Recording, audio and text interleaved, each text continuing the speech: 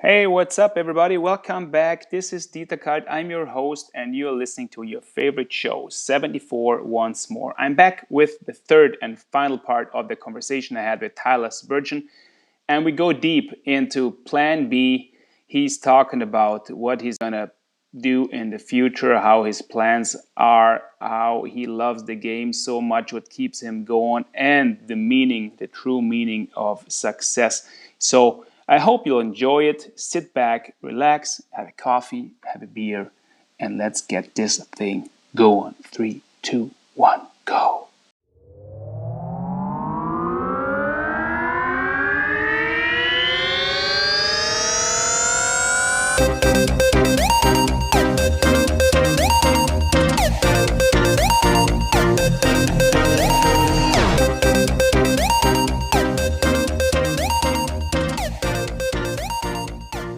What's the future plan? Now that you obviously had to change your plans, you came to Europe at a pretty young age, 23, 24, and I've been in that situation myself. And people always see professional athletes as, public people that, you can say anything about them. You can do whatever you want. You see their faces in the papers, on TV, and they get paid a lot of money, which is not true in many cases. But they never look at the person behind it. And 23, 24, that's still pretty young. And you came to Europe. You didn't have friends or family. What were expectations, first of all? And how did you deal with being alone? Yeah, again, it's just something that came about at the right time for me. I had finished that season in the American Hockey League in playoffs and had actually collapsed the whole left side of my face. I got elbowed and I had to have plastic surgery and I had to rebuild it. And my agent was asking, there's a couple American Hockey League teams that wanted me to sign contracts and I wasn't sure what I wanted to do yet. And at that time, the head coach of Klagenfurt, Manny Viveros, had actually come into the gym that I had trained at and saw me training and just kind of proposed, would you like to come to camp? It's in August. It's early enough that at least you're on the ice every day. You're going to train with this team. And if you don't like it at all, you can go back for October and go to your American Hockey League team and play in North America. And I'm going to be honest, I didn't know where Austria was on a map. I'd never traveled to Europe. I was very unaware what I was going into. I didn't know, but it was like just the timing, and I was upset about being injured, and I was like, okay, this is an opportunity for me to go without any pressure and see kind of what's what over there. And when I got there, you could tell within days that we just had a special group of people, and it showed over, the next 3 years where we were in the final every single year. But I just had a feeling like I'd been fortunate enough to play on some very successful teams, and I saw that there were the pieces there, and I was ready to, make a change. And I believe it helped my game immensely. Like, I wasn't the smoothest skater. I'm still not the smoothest skater, but it taught me to get around the ice a lot better. There's a level of skill within the European game that I hadn't been allowed to really open up my game to, being more of a depth player in the American Hockey League in the East Coast. So, it gave me that opportunity to kind of expand myself, and I was welcomed by the coach and the players, and it just felt right. I think as a person, your intuition and your gut feeling on things is so important. I know we lead with our heads and our hearts a lot of times, but I think we're given this, innate ability to kind of tap into our gut, and the gut said, this is where you should be. And, I wouldn't trade the experience I've had over there for anything. And it worked out through the struggles.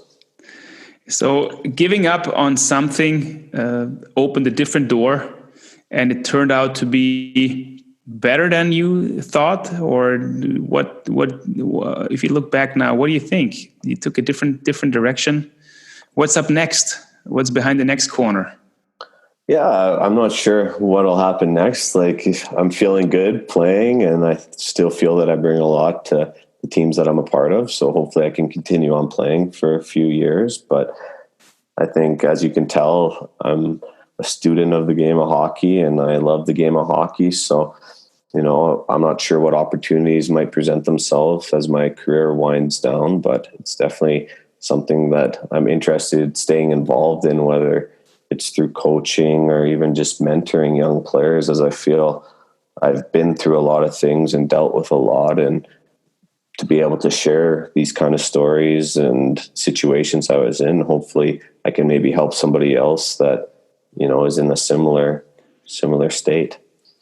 Now, your role as a captain in Innsbruck in Austria for the last couple of years, different situation, different organization than the more successful organization in Klagenfurt with a lot of expectations every year.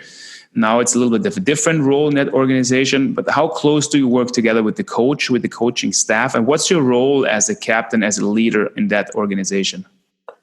Yeah, like you said, heading to Innsbruck, I knew that they didn't really have a storied history in the first league. I know that they had done very well to move up and get the opportunity to play in the EBL. And going there, the idea was they wanted to become a very competitive team. And I took that as a challenge, like everything else in my career and life, and took it personally and went in there with the ambition just to change the approach and the culture. And I feel over these last 4 years that we've really done that and built somewhat of a reputation for that team. And I've been fortunate to get along very well with the coach there. And, we talk quite often and discuss, where we want to go as a organization and the types of personalities and people we want to have on our team. And, the goal every single year is to win. And it doesn't matter if you finish last year before or first. I don't think anybody would go through the rigors of training and a tough season without the mindset that you think, you can do something special and win a championship at the end of it. So I think as a captain, you have to be unwavering in your beliefs, and you don't always come out maybe as the popular person on a daily basis, because you have to be very honest with players and your coaches and the people you're working with. But I think at the same time, if you have seen teams do incredible things and what went into that, you can't waver from it. And I think success will follow at some point. At what level, you never know. But I think that's just kind of my philosophy year to year. What's so much fun about hockey? What's so much fun about team sports? Why, with all the sacrifices, if you want to call it, and all the hardship at times, what's the fun thing about it? Why? Oh, how long do you got? Do we have another hour here? As long as you want. I make 3 episodes out of this one if I have to. I think if you want to keep it simple, like on a team sport, I think it's incredible in the sense you walk into a dressing room almost every single day. You see the same people, but there's always something new to discuss, to talk about, to laugh about, to maybe get upset about. There's always kind of something going on. And like I said, I enjoy the process. So practices on ice, joking with guys, and every time that puck goes in the net, you get this feeling. And this will be my 14th year pro. And sometimes I do sit back and think I've been doing some of these drills since I was 5 years old, and the puck goes in the net and nobody's here watching in practice, and you're still so happy about how does the mind even process that? It's silly if you really break it down, but I don't know. It's just a feeling, and the competitiveness and the imperfection of the game and the striving, to close that gap and be as close to perfect as you can. I think that's just some challenge that I'm sickly addicted to and continue to try to master. That's a healthy drug, I guess. Yeah, I guess. So it's the fun of the game is imperfection, the game of mistakes. Yeah. For sure. You keep to be you get to be the little kid still, and don't get reminded too many times. Hey, look in the mirror. You're 34 years old. What are you doing? You're playing with 16, 17, 18, 19-year-olds. Grow up, man. Grow up. No, it's crazy. I hope it never stops.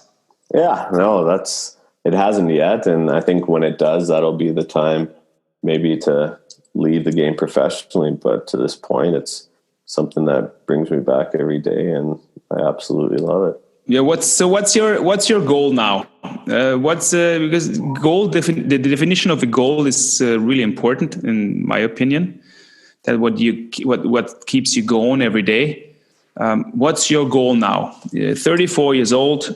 You got to have something to work towards. Yeah, I think first and foremost is obviously to win another championship in whatever time is left in my career. I think you were very successful as a player, and there's nothing like it, and it's something to continue to strive for. I think also, father time starts creeping in as you get older, but I feel that I've been able to still improve areas of my game, my fitness, my skills. And maybe that's because I wasn't the most skilled guy coming in, but it's given me the opportunity that I find fulfillment in, getting better still. And I think that keeps me coming back for more. So to continue working on that side of my game and, learning from the people that I'm playing with and get to enjoy this journey with. Are you thinking about the plan B already? What happens after the career? I think I'm aware of it and I'm not irresponsible about it. But at the same time, I feel like I've seen many guys that maybe start looking into plan B a little too much while they're still playing. And I think hockey's a tough enough game when you're all in, focused, dialed into playing, that if you maybe have an excuse or you have an out or something that's maybe pulling you away from the game a bit, I think that can be a little bit dangerous personally. So for me, like I said, I'm aware and I talk to people about things and I'm continuing my education in life in the game of hockey and things like that. But I don't have anything that I would say, hey, this is what I'm going to do. I just know that I'm not afraid of working for something that I'm passionate about. And I'm not afraid at, say, if it's 35 or 38, maybe continuing my education and you become a doctor for ages 47 to 67. If that's something that you absolutely love, I don't think there's anything wrong with that. I think any point of your life, if you feel good about something and that's what's bringing you, that smile every day and that feeling to get out of bed with a little bit of a hop, I think it can be in your 40s, you can change a life path. And I don't think that's anything to be scared about. Well, that's a lot of truth in those words for sure. And I wouldn't want to be I think you'll be a great doctor. And I wouldn't want to be your doctor because you have to be at the top of your game when you lie on that bench. Knowing your body so well, like with all those injuries. I really admire your mental approach, Tal. I really have to say that was a big goal for me. I wanted, when I was still a sport director, you were one of the guys I wanted to have on my team because I know with guys like you're winning.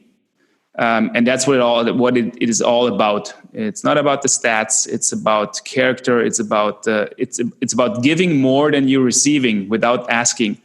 And then you start getting love back. That's what I thought. That's what I learned in my career. And if I look at you, that's the way you probably feel too. And you're nodding. So I say we agree on this one. I have one final question before I leave you with your practice. I bet you're practicing another time today. You have been skating maybe today. Not today. I was in the gym earlier this morning. So, but yeah, you know me pretty well. There's ice book coming up here pretty soon. So. Yes. What's your? That's the last question I always use now. Talk about the definition of success. What is your personal definition of success?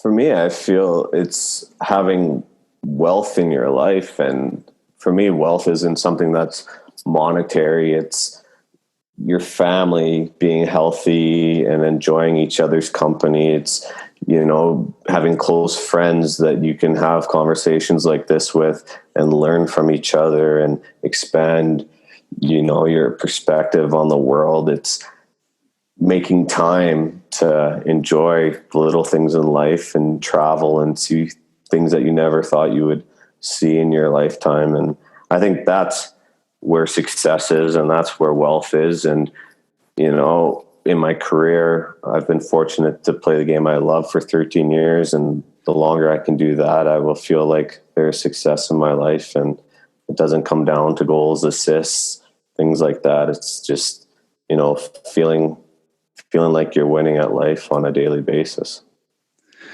Tyler, thank you very much. I really enjoyed that conversation. I might have to use it for 2 episodes, or just upload the same episode twice because I like it so much. Well, no, we'll meet again. I really enjoy talking to you. I enjoy watching you play, and I really appreciate your time. Thank you very much. Well, hey, it's the same going right back at you. You're one of the best teammates I ever had, and I'm glad that we can still be in touch and have some great discussions. And with the best coach that you ever had, you don't forget to mention that. Well, the championship says that, right? Well, I need to have something to feel good about as well. You have plenty, that's for sure. I know that. You're a winner through and through. Thank you, Ty. Thank you very much. Talk to you soon, my friend. Take care.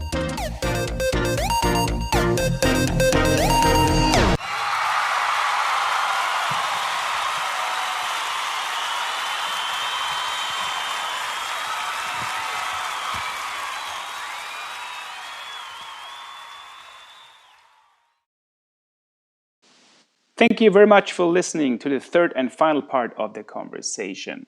I hope you liked the content as much as I liked the interview with Tyler Spurgeon. I really enjoyed talking to this guy. And if that's the case, like it, share it. Don't be shy to share the links with your friends. Go to iTunes or Anchor or Google Podcast or Spotify and subscribe to the content. I would really appreciate your help, and you help me spread the message so we can grow this thing together. Take care and stay tuned.